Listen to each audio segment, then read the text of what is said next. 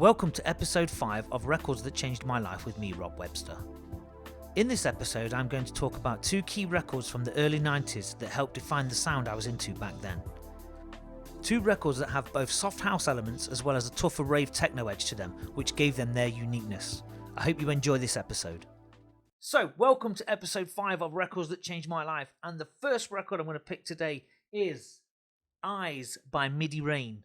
Came out in 1991, and this is the Bizarre Inc. remix and the Depth Charge remix. It's the Bizarre Inc. remix, that's the one for me.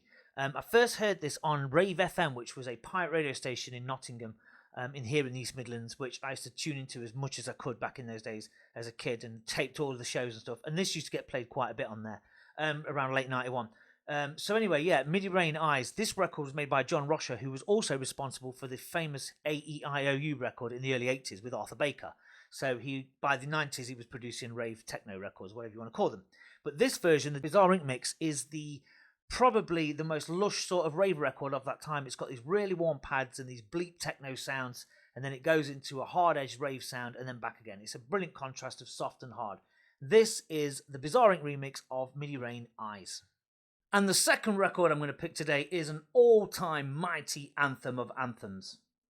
And that is Last Rhythm by Last Rhythm. Okay? Came out in late 1990, believe it or not. This is 33 years ago now, touching 34 years old now. But I first heard this in 1992. An absolute, just perfect Italian dream sort of house record, but with a hard edge to it as well. Hands in the air riff. It's got the lovely sort of rave sort of stabs in there throughout. It's brilliantly composed. It's simple. It's straight to the point. There's also a vocal mix, but I'm not really fussed about that one. Not many people prefer that one over this. This is the original version, the club mix. And I first did it on the Laurent Garnier mixtape. Yes, that tape again.